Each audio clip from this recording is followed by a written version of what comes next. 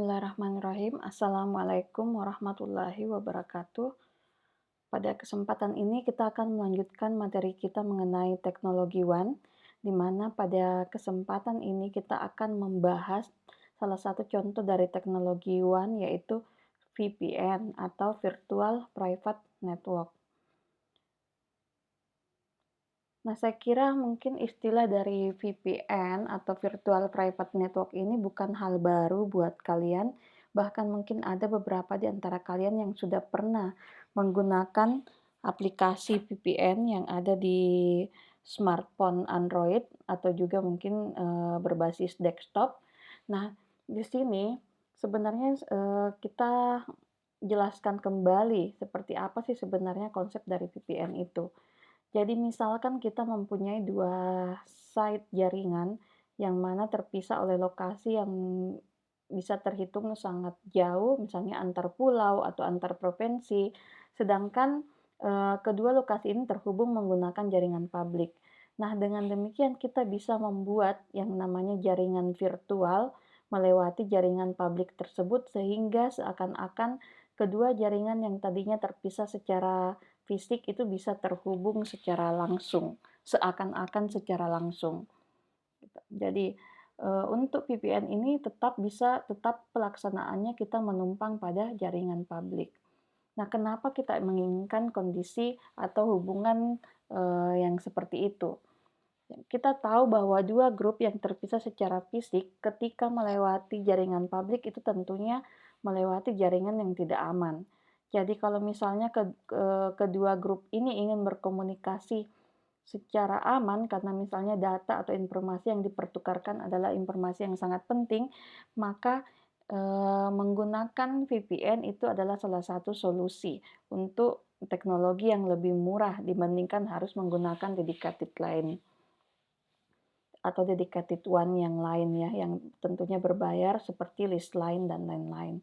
Nah, untuk implementasi VPN ini karena menggunakan meskipun melewati jaringan publik, tapi VPN bisa menyediakan jaringan yang lebih aman dibandingkan dengan jaringan publik yang digunakan. Nah, pada VPN biasanya data itu akan dienkapsulasi dan juga dienkripsi sehingga meskipun melewati jaringan publik itu masih lebih aman dibandingkan dengan kalau kita tidak menggunakan VPN. Nah, proses enkripsi inilah yang ada makanya dikenal VPN selalu dikenal dengan istilah tunneling. Contohnya untuk kasus implementasi VPN. Nah, biasanya ketika kita mengelola jaringan yang terdiri dari beberapa kantor, misalnya di lokasi yang berbeda, jadi ada cabang-cabangnya, ada kantor pusatnya misalnya di Jakarta, kemudian cabangnya ada di Makassar, kemudian ada di Kalimantan, ada di Sumatera. Nah, tentunya itu akan membutuhkan biaya yang besar kalau kita menghubungkan cabang tersebut menggunakan list line. Gitu ya. Jadi cabang-cabang ini mau kita hubungkan dengan kantor pusat menggunakan list line itu tentunya sangat mahal. Sedangkan informasi yang dipertukarkan antar cabang ini lumayan atau informasinya itu sangat private atau penting. Sehingga kalau misalnya bocor ke ruang publik itu dianggap bisa merugikan perusahaan. Nah, untuk kasus seperti ini sebenarnya kita bisa membuat link yang namanya VPN yang akan menghubungkan tadi kantor pusat dengan kantor-kantor cabang dan hubungan yang dibentuk juga bisa lebih aman karena ada proses enkripsi atau autentikasi yang ada di dalamnya. Sehingga dengan demikian hal ini diharapkan bisa meminimalisir kemungkinan data yang kita kirim tadi bisa diakses oleh orang yang tidak bertanggung jawab. Jadi seperti itu sebenarnya eh, contoh dari VPN. Nah, coba kita lihat pada gambar. Jadi ini ada salah satu contoh topologi dari VPN. Jadi ada office A, ada office B, di mana kedua office ini terpisah sangat jauh, sehingga untuk komunikasinya juga menggunakan media jaringan komputer, yang mana dalam hal ini menggunakan jaringan publik untuk bisa terhubung antara office A dengan office B. Nah, kalau melewati jaringan publik tentunya seperti yang saya sebutkan tadi, data-data kita itu tidak aman. Karena namanya jalur publik ya banyak yang melewati di situ dan banyak juga orang yang tidak berkepentingan melakukan keisengan di, jaringan publik, gitu. Nah, dengan membentuk VPN itu kita bisa seakan-akan membentuk lorong atau mungkin bisa kita bilang terowongan antara office A dan office B, sehingga ini seakan-akan bisa terhubung secara langsung. Padahal kenyataannya tetap menumpang pada jaringan publik, gitu. Nah, ini disebut dengan PPTP tunnel kalau pada contoh ini ya. Nah, nanti mungkin ini yang akan kita praktikumkan. Nah, kapan VPN dipakai? Nah, tadi sudah saya jelaskan VPN ini cocok dipakai apabila lokasi yang ingin kita hubungkan itu terpisah secara geografis. Terus yang kedua, tidak memungkinkan untuk menambah biaya jaringan WAN atau misalnya penambahan list lain yang menghubungkan antara kantor cabang dengan kantor pusat. Karena penambahan WAN seperti ini tentunya biayanya sangat mahal. Terus yang ketiga, menggunakan tunneling dan software komputer bisa terkoneksi secara logis ke jaringan yang tidak terkoneksi secara fisik. Jadi kita bisa mengimplementasikan tunneling di dalamnya, di mana yang kalau secara fisik kita lihat jalurnya itu harus melewati internet atau jaringan publik, itu secara logisnya tidak seperti itu. Jadi seakan-akan secara logis itu hubungannya adalah point to point dari cabang langsung ke pusat. Jadi inilah alasan kapan sebaiknya kita menggunakan VPN. Nah, untuk konfigurasinya sebenarnya dari sisi konfigurasi itu bisa dibedakan menjadi dua. Ada yang namanya konfigurasinya remote access dan ada yang site to site. Nah, remote access itu sebenarnya biasanya konfigurasi VPN remote access ini kalau misalnya klien VPN-nya itu hanya seorang klien atau misalnya satu perangkat, di mana biasanya orangnya bersifat mobile. Jadi bisa berpindah-pindah, misalnya kasus pada pegawai IT sebuah perusahaan. Jadi misalnya sering berpindah-pindah, ada kantor cabang, ada kantor pusat. Nah, pegawai ini bisa meremote jaringan yang ada di kantor cabang atau maupun kantor pusat. Nah, posisinya tidak harus berada di lokasi tertentu, dia bisa mobile. Nah, kalau contoh seperti ini berarti kita sebut sebagai remote access. Nah, topologi yang kedua, bentuk kedua adalah site to site. Nah, kalau site to site ini menghubungkan dua lokasi. Jadi jaringan siapapun yang ada pada jaringan site 1 itu bisa terhubung dengan siapapun yang ada pada jaringan atau site 2. Gitu. Jadi tidak khusus ke personel tertentu, itu tidak. Ini lebih ke site-nya, satu site atau jaringan yang ada di site itu sendiri kita hubungkan secara langsung. Jadi ini berbeda ya yang remote access dan site to site. Nah, untuk lebih jelasnya mungkin kita bisa lihat gambar berikut. Nah, di sini bisa dilihat, ini untuk mobile user. Jadi usernya bisa berpindah-pindah selama dia bisa terhubung ke internet, maka dia bisa menggunakan topologi VPN untuk terhubung ke network perusahaannya misalnya atau network core-nya. Jadi mau berpindah kayak dari Makassar atau mau pindah ke Kalimantan, tetap dia bisa melakukan VPN ke network-nya, misalnya network pusat yang ada di Jakarta. Jadi ini yang contoh untuk remote access. Nah, contoh kedua yaitu site to site. Jadi misalnya ini ada dua kantor nih, ada kantor pusat Jakarta dengan kantor cabang misalnya di Makassar. Nah, ini tidak harus ke satu user tertentu yang bisa melakukan bisa mengakses site core yang ada di Jakarta melalui VPN, itu tidak. Jadi ini bisa satu site, mau klien 1, klien 2, klien 3 itu semuanya bisa melalui jalur VPN untuk terkoneksi dengan site yang ada di Jakarta atau dalam hal ini network A. Jadi tidak mengkhusus ke satu pengguna tertentu. Jadi ini ya untuk konfigurasi atau bentuk topologinya VPN itu bisa jadi terbagi dua, ada yang remote access dan ada yang site to site.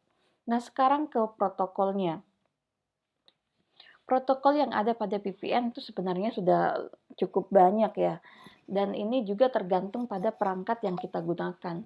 Misalnya kalau kita menggunakan perangkat mikrotik, itu ada beberapa protokol yang support ke mikrotik, atau kalau kita menggunakan perangkat Cisco, ada beberapa protokol yang support ke Cisco, dan ada protokol yang hanya proprietary pada brand tertentu.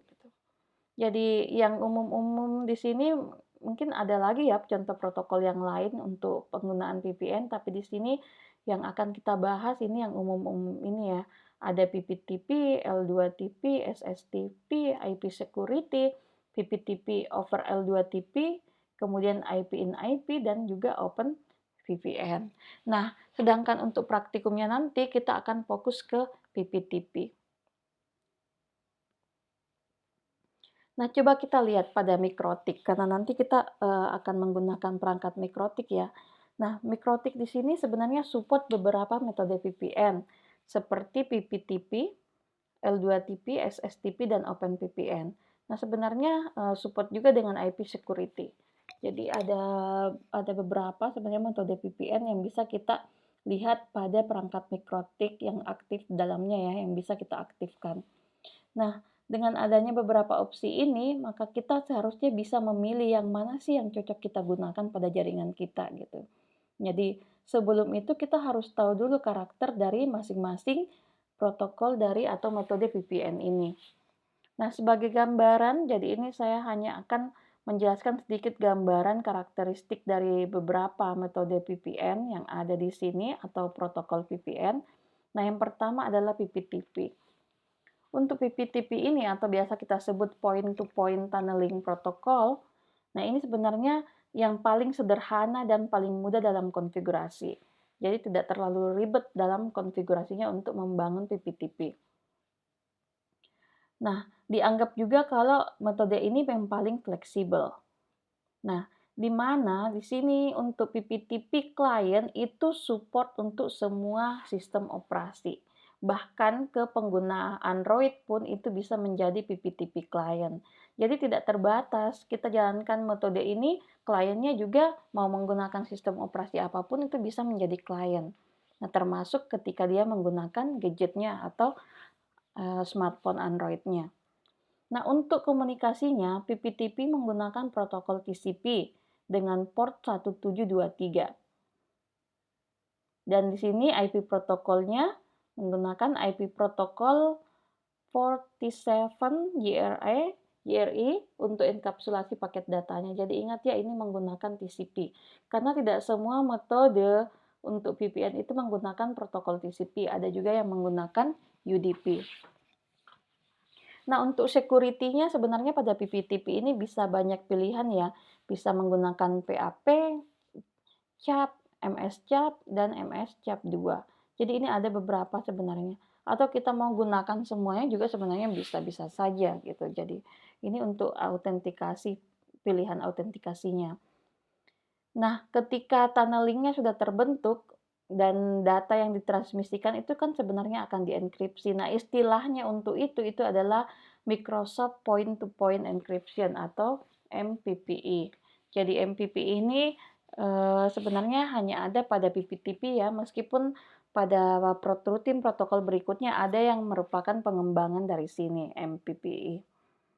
Nah, untuk proses enkripsi, ini biasanya akan membuat ukuran, karena kita kan pada saat melakukan enkripsi itu tentunya menambah data di dalam paket yang sudah ada, sehingga bisa jadi ukuran header-nya itu data yang akan ditransmisikan tentunya lebih besar size-nya dibandingkan dengan data aslinya. Nah, di sini diperkirakan untuk penggunaan PPTP itu bisa mengalami overhead sampai 7%. Jadi 7% 7% ya untuk penambahan overhead-nya. Jadi kalau misalnya kita punya 100 kilobyte data, maka data aslinya itu 100 kilobyte, maka bisa jadi setelah dilakukan PPTP nanti menjadi 107 kilobyte. Jadi ada penambahan overhead sekitar 7%. Nah, kelebihan dari PPTP ini adalah support non-IP. Jadi tidak harus menggunakan protokol IP. Bisa juga menggunakan IPX atau SPX atau mungkin juga NetBEUI atau AppleTalk. Jadi ini tidak harus menggunakan Internet Protocol. Nah, protokol yang kedua itu yang dikenal dengan Layer 2 Tunneling Protocol atau L2TP. Nah, di mana L2TP ini sebenarnya pengembangan dari PPTP tapi ditambahkan L2R.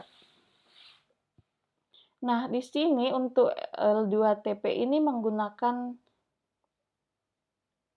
UDP pada port 1701. Jadi ini berbeda ya untuk enkripsinya juga. Nah, untuk sistem operasinya, jadi ada beberapa sistem operasi yang ini dari sisi keamanan juga lebih baik dibandingkan PPTP. Kemudian apalagi kalau misalnya L2TP ini kita kombinasikan dengan IP security. Nah, untuk security-nya tadi karena di sini PPTP itu biasanya menggunakan MPPPE. Nah, kalau ini dianggap lebih bagus dibandingkan MPPE.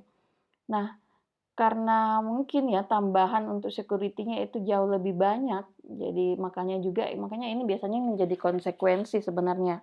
Semakin secure yang kita inginkan, otomatis semakin banyak yang kita tambahkan pada header-nya. Jadi di sini untuk L2TP itu overhead-nya bisa mencapai 12%.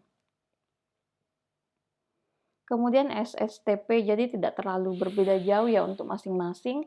Kalau ini adalah singkatan dari Secure Socket Tunneling Protocol, berarti ini menggunakan SSL, sertifikat SSL seperti pada HTTPS.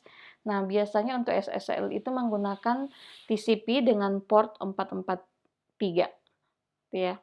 Nah, untuk OS juga itu jadi masih terbatas, tidak semuanya support untuk metode SSTP ini. Kemudian overhead-nya bisa sampai 12%. Nah, yang berikutnya ini adalah OpenVPN. Nah, ini lumayan, ini cukup familiar dan dianggap sebenarnya dari sisi keamanan ini lumayan tinggi untuk keamanannya. Nah, OpenVPN ini menggunakan UDP port 1194. Jadi di sini nanti harus ada sertifikat untuk komunikasinya, gitu ya. Nah, untuk client compatibility-nya biasanya semua sistem operasi, baik itu Linux, Windows, OpenBSD, FreeBSD, NetBSD, macOS X, dan Solaris. Nah, ini tidak kompatibel dengan IP security atau L2TP atau PPTP. Jadi untuk OpenVPN ini cenderung tidak bisa digabungkan dengan beberapa metode lainnya. Kemudian algoritmanya juga menggunakan SHA-1 MD5, ini Blowfish 128, AES 128, AES 192, dan AES 256. Untuk IP security juga ini menggunakan ini untuk keeper-nya. Kemudian overhead-nya ya mungkin karena keamanannya jauh lebih tinggi dibandingkan beberapa metode yang lain, maka di sini juga overhead-nya lebih besar dibandingkan beberapa metode yang lain, bisa mencapai 16%. Nah, yang terakhir IP security. Nah, IP security itu sebenarnya banyak juga ya menggunakan ini pada Mikrotik. Jadi implementasi IP security pada Mikrotik itu terhitung banyak yang menggunakan. Nah, di sini dianggap memang lebih baik dari sisi keamanan dibandingkan PPTP. Nah, kemudian untuk implementasinya ini banyak pada OpenS atau WAN dan juga pada FreeS atau WAN. Jadi saya kira ini sedikit gambaran. Nah, kalian jika ingin mempelajari lebih dalam mengenai metode-metode pada VPN itu sebenarnya banyak sekali sumber yang bisa kita pelajari ya.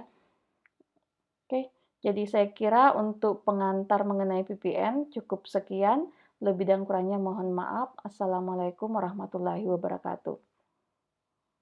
Oke, saya lanjut sedikit penjelasan untuk praktikumnya.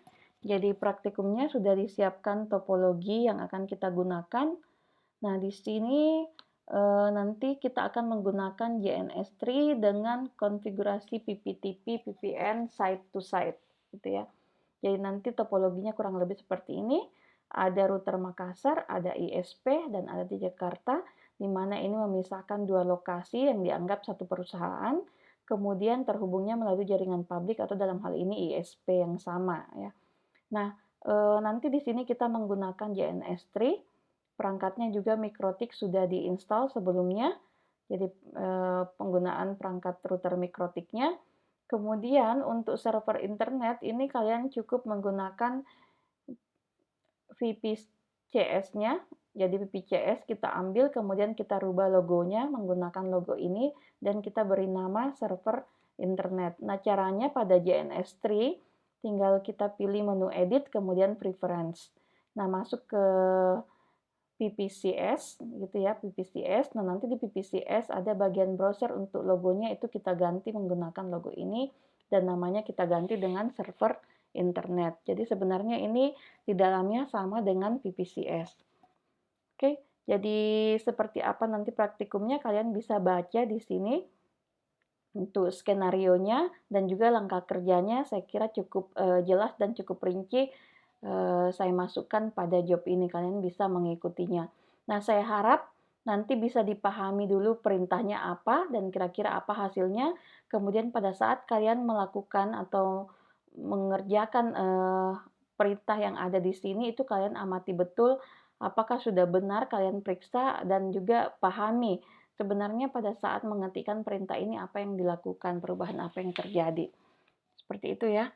Jadi saya kira untuk pengantar praktikum juga cukup sekian. Nanti kalau ada hal-hal yang ingin ditanyakan lagi seputar VPN bisa ditanyakan pada WA Group. Nah, untuk pertemuan ini saya rasa cukup sekian. Lebih dan kurangnya mohon maaf. Assalamualaikum warahmatullahi wabarakatuh.